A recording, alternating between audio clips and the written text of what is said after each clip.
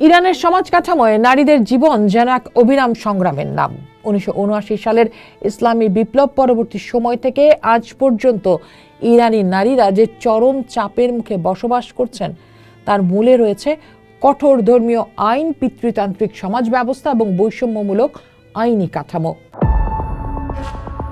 সাল 2022, ইরানের কুর্দিস্তান থেকে তেহরানে বেড়াতে এসেছে 22 বছরের এক হাসি খুশি তরুণী।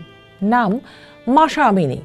মাথায় তার হিজাব ছিল, কিন্তু তার ফাঁক দিয়ে বেরিয়েছিল কয়েক গোছা চুল। এইটুকুই ছিল তার অপরাধ। ইরানের রাস্তায় ঘুরে বেড়ানো মোরাল পুলিশ বা নীতি পুলিশের চোখে তা ছিল ক্ষমার অযোগ্য। তারা মাশাকে তুলে নিয়ে যায়। মাত্র 3 দিন পর পরিবারের কাছে ফেরত আসে মাশা আমিনি, নিথর মৃতদেহ হয়ে। তার সমস্ত শরীরে ছিল নির্মম নির্যাতনের ক্ষত, মাথা ছিল রক্তাক্ত। যদিও পরে বলা হয়েছিল যে পড়ে যেয়ে মাশা আমিনি কোমায় চলে গিয়েছিল মাথায় ভেতরের রক্তক্ষরণের কারণে। হাসপাতালে মাশার শেষ ছবিটি যিনি তুলেছিলেন সেই সাহসী মহিলা ডাক্তারকেও পরে গুম করে ফেলে পুলিশ। মাশা আমিনিকে এখানে রেখে আমরা একটু পেছনে যাই। 2007 সালে রেহানে জাবারি, মাত্র 19 বছর বয়সী এক সফটওয়্যার ইঞ্জিনিয়ার, নিজের অফিসে এক ঊর্ধ্বতন কর্মকর্তার লালসার শিকার হয়েছিলেন তিনি। ধর্ষকের হাত থেকে নিজের সম্মান ও জীবন বাঁচাতে রেহানে বাধ্য হয়ে আত্মরক্ষার্থে চাকু চালান।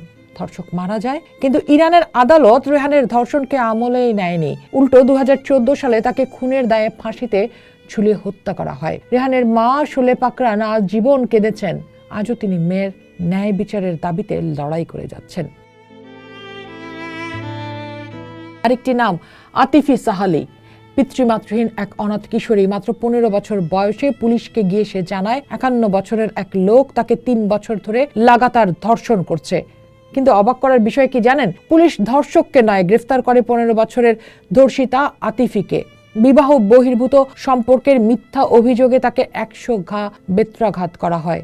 আদালতে দাঁড়িয়ে বিচারকের সামনে হাত জোর করে আতিফি বলেছিল, আমাকে ক্ষমা করে দিন, আমি আর কোনোদিন কোনো অপরিচিত পুরুষের চোখের দিকেও তাকাবো না। বিচারক তাকে ক্ষমা করেননি। অবিচার সহ্য করতে না পেরে আতিফি তার পায়ের জুতো খুলে ছুঁড়ে মেরেছিলেন বিচারকের দিকে। ভাবুন তো পরিণতি কি? 2004 সালের আগস্ট মাসে প্রকাশ্য জনসম্মুখে ক্রেনে ঝুলিয়ে ফাঁসি দেয়া হয় ওই কিশোরীকে। মাশা, রেহানে কিংবা আতিফি, এরা শুধু কয়েকটি নাম নয়, এরা এক নির্মম ব্যবস্থার শিকার। তবে ইরানে সব নারীরাই যে শুধু নীরবে মার খেয়ে যাচ্ছেন তা নয়, ঘুরে দাঁড়িয়েছেন অনেকে। 1929 সালে বাধ্যতামূলক হিজাব আইনের বিরুদ্ধে যে প্রতিবাদ শুরু হয় তা আজও চলছে। 2009 সালের কথা মনে আছে? সবুজ আন্দোলন। সেই সময়ে রাজপথে পুলিশের গুলিতে লুটিয়ে পড়েছিলেন নেদা আগা সুলতান। তার মৃত্যুর ভিডিওটি পুরো বিশ্বের বিবেককে নাড়িয়ে দিয়েছিল। 2017 সালে তেহরানের রাস্তায় লাঠির মাথায় সাদা হিজাব বেঁধে উড়িয়েছিলেন ভিদা মোভাহেদ। শুরু করেছিলেন গার্লস অফ রেভলিউশন স্ট্রিট আন্দোলনটি।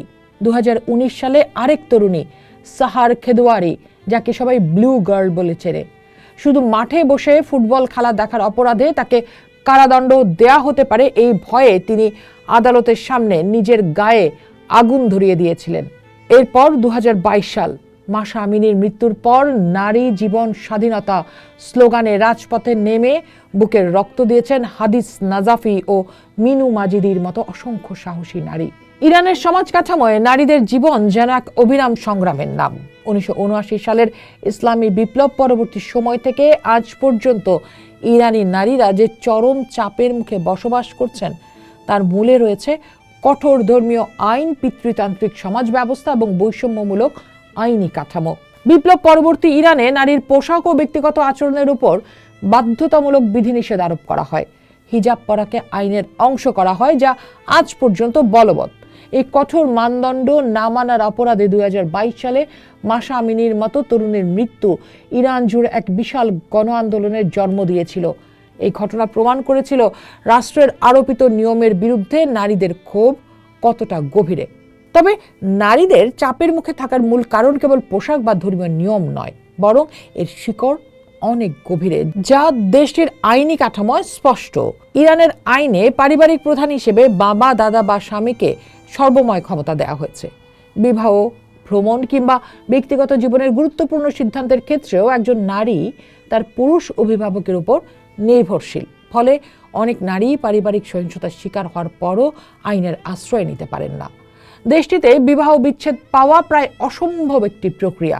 এই অসহায়ত্ব থেকে মুক্তি পেতে বা সহিংসতা থেকে বাঁচতে অনেক নারী চরম পথ বেছে নিতে বাধ্য হন, যা প্রায়ই শেষ হয় আইনি জটিলতায়। পরিসংখ্যান বলছে ইরানের নারীদের মৃত্যুদণ্ডের হার উদ্বেগজনক। বিবিসির প্রতিবেদন অনুযায়ী কেবল 2000 থেকে 2022 সালের মধ্যে অন্তত 233 জন নারীর মৃত্যুদণ্ড কার্যকর করা হয়েছে এবং এর একটা বড় অংশই ঘটেছে পারিবারিক সহিংসতা থেকে বাঁচতে গিয়ে স্বামীর বিরুদ্ধে অপরাধমূলক পদক্ষেপ নেওয়ার কারণে। আইনি প্রক্রিয়ায় বিচারক ও আইনজীবীদের প্রায় সবাই পুরুষ হওয়ায় নারীদের বক্তব্য অনেক সময় উপেক্ষিত হয়। নিজেকে নির্দোষ প্রমাণ করার সুযোগ সেখানে খুবই ক্ষীণ। এছাড়া পরিবারের সম্মান রক্ষার দোহাই দিয়ে অনেক অভিভাবক অভিযুক্ত নারীদের থেকে মুখ ফিরিয়ে নেন। ফলে আইনি লড়াইয়ে তারা একেবারেই একা হয়ে পড়েন। রাষ্ট্রের কঠোর অবস্থানের পাশাপাশি সামাজিক চাপও নারীদের পিষ্ট করে। নারী অধিকার কর্মী নার্গিস মোহাম্মদী বা আতেনা দাইমের মতো ব্যক্তিরা যখনই এই অন্যায়ের প্রতিবাদ করেছেন, তাদের কারাগারে যেতে হয়েছে। প্রহার, মৌলিক সুবিধার অভাব এবং কঠোর কারাবরণ তাদের নিত্যসঙ্গী। অথচ যারা এই ব্যবস্থার সংস্কার চেয়েছেন তারা হয়েছেন রাষ্ট্রবিরোধী ষড়যন্ত্রকারী। ইরানের নারীদের বর্তমান পরিস্থিতি কেবল হিজাব বা পোশাকের সীমাবদ্ধতা নয়, এটি একটি কাঠামোগত নিপীড়ন। একদিকে রাষ্ট্রীয় আইন, অন্যদিকে রক্ষণশীল সামাজিক প্রথা। এই দুয়ের জাতাকলে পিষ্ট ইরানি নারীরা প্রতিনিয়ত তাদের মৌলিক অধিকার ফিরে পাওয়ার লড়াই করছেন। তবু এই অন্ধকারেরও একটা ছোট আলোর দিক আছে। মাশা আমিনীর মৃত্যু বা নোবেলজয়ী নার্গিস মোহাম্মদীর সাহসিকতা প্রমাণ করে যে রাষ্ট্র যতই দমন পীড়ন চালাক, ইরানি নারীরা তাদের কণ্ঠস্বর স্তব্ধ হতে দেবেন না। তবে আইনি সংস্কার এবং নারীর প্রতি দৃষ্টিভঙ্গির পরিবর্তন না আসা পর্যন্ত এই চাপ ও সংঘাতের অবসান ঘটা আপাত দৃষ্টিতে দুঃসাধ্য। ইরানি নারীদের এই লড়াই কেবল তাদের ব্যক্তিগত মুক্তি নয়, বরং এটি বৈষম্যহীন এক আধুনিক রাষ্ট্র গঠনের স্বপ্নও বটে। পোস্ট দেখুন, ভাবুন, করুন, পোস্টের সাথেই থাকুন।